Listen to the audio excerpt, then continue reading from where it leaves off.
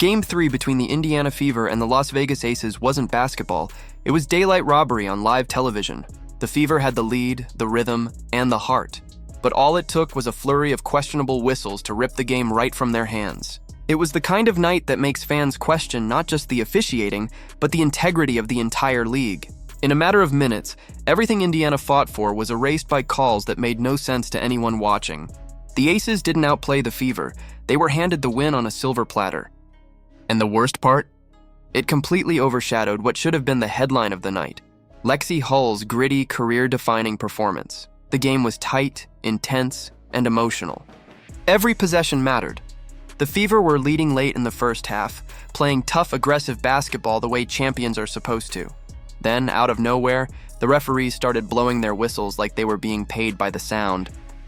A'ja Wilson, throwing elbows and extending screens, got away with everything. Meanwhile, Aaliyah Boston couldn't even get a fair challenge recognized when the officials refused to review a blatant error. Fans at Gainbridge Fieldhouse saw it with their own eyes. Social media exploded with slow-motion breakdowns. And the box score told the whole story. Free throws completely lopsided in favor of Las Vegas. The sequence that broke the Fever's back came late in the third quarter.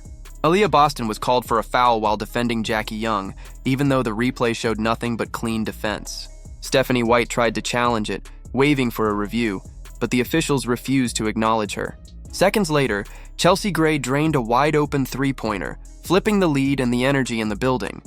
The home crowd went from electric to furious. They waved their arms, shouted at the refs, and couldn't believe what they were seeing.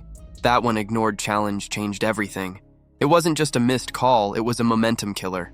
The entire game shifted on that single act of negligence, and it didn't stop there. A'ja Wilson pushed defenders in the back. Teammates grabbed jerseys and undercut drives to the rim. The Fever's players fought through contact every possession, but no whistles came their way. Yet when a Las Vegas player so much as stumbled on her own feet, a foul was instantly called against Indiana. It felt less like oversight and more like favoritism, the kind of bias that makes fans question whether the outcome was predetermined. Possession after possession, it looked like two teams were playing basketball and one was playing politics. Still, in the middle of all that chaos, one player refused to let the night be defined by injustice. Lexie Hull, who came into the game battling a painful back injury, played like she had nothing left to lose. She wasn't even expected to be on the floor for long, but she turned what should have been a limited appearance into a heroic, unforgettable performance. 16 points, 10 rebounds, 4 assists, 2 blocks, and a steal. Those weren't just numbers, they were statements. Every time the Fever's offense started to fade, Hull hit a three. Every time the Aces tried to steal momentum, she dove for a loose ball or snatched a rebound she had no business getting. She didn't care about the pain or the whistles. She was there to fight. There were moments when cameras caught her grimacing, clutching her side, struggling to walk after a defensive stop. Yet she stayed in the game. She hit shot after shot even while being hacked on the perimeter. The fans saw it, they felt it, and they rallied around her. Lexie Hull became the embodiment of what this Fever team stands for: toughness, resilience, and defiance in the face of unfair odds. Her performance should have been celebrated as one of the greatest playoff efforts in franchise history. Instead, it was buried beneath the outrage of bad officiating. Meanwhile, on the other end, A'ja Wilson was having one of the worst offensive nights of her career. By halftime, she was 1 for 11 from the field. By the end, she finished with 13 points on 20 shots, hardly MVP numbers. Boston locked her down all night, forcing her into tough fadeaways and awkward jumpers. But even as Wilson struggled, the Aces kept being rewarded. Illegal screens, phantom fouls, and mystery calls gave them the extra possessions they needed to stay in control. It wasn't basketball, it was protection.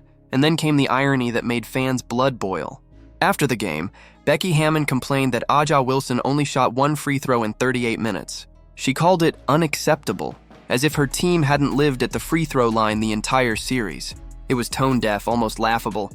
While Indiana was being punished for every bump, Vegas was gifted trip after trip to the stripe. For Hammond to imply that the Aces were the ones being shortchanged showed just how detached from reality this has all become. Stephanie White said it best after the game: "It's pretty egregious what's been happening. The disrespect for our team has been unbelievable." Those words weren't just frustration. They were a demand for accountability. The Fever's coach wasn't asking for special treatment. She was asking for fairness. Because the way this series has been officiated, it's impossible for Indiana to compete on a level playing field. When every defensive stand ends with a foul and every drive to the basket is ignored, how do you play the game the right way? But make no mistake, this team isn't done. Game 4 at Gainbridge Fieldhouse isn't just another playoff matchup, it's survival. It's redemption. It's about proving that no amount of bias or manipulation can silence a crowd of 17,000 fans who know what real basketball looks like. The Fever know what's at stake. Down 2-1, beaten up by injuries and disrespected by officiating, they now stand on the edge with one chance to flip the narrative. Stephanie White's message to her team is clear. Don't let the league write your story. Write your own. The Aces are walking into a storm on Sunday. Becky Hammon has already started to complain about potential calls going Indiana's way, but the irony speaks volumes. For 3 games, her team has benefited from every whistle imaginable, and now she's worried the scales might finally balance. Gainbridge Fieldhouse will be deafening. Every missed call will echo. Every Fever basket will shake the floor. The Aces have been protected by officiating all series long, but they can't be saved from the noise, the energy, or the determination that's about to hit them. The Fever's strategy is simple. Get Aaliyah Boston going early, establish dominance in the paint, and make Wilson play defense without her usual bailout calls. Kelsey Mitchell needs to rediscover her rhythm after a rough outing in Game 3, and Lexie Hull, injured or not, has to bring that same fire again. Because when this team plays together, when the energy in Gainbridge feeds them, they can beat anyone, even the defending champions. Indiana didn't lose Game 3. They had it stolen. They built a lead, played hard, and executed perfectly, only for whistles to turn the game into a circus. But Game 4 is their chance to take it back. To show the world what happens when heart outlasts bias, when effort beats entitlement, when the game is decided by players, not referees. This isn't just about winning a series anymore. It's about exposing how hollow those Vegas victories truly are when the calls stop coming. It's about showing that the Fever aren't a team to pity. They're a team to believe in. So let's make it clear. The Indiana Fever are not victims. They're warriors fighting against more than just another team. They're fighting for respect. And if Lexie Hull can rise through pain, if Boston keeps dominating inside, if Mitchell finds her shot again, this story isn't over.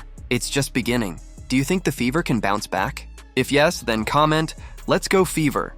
Don't forget to like this video, subscribe, and turn on all notifications so you never miss another update.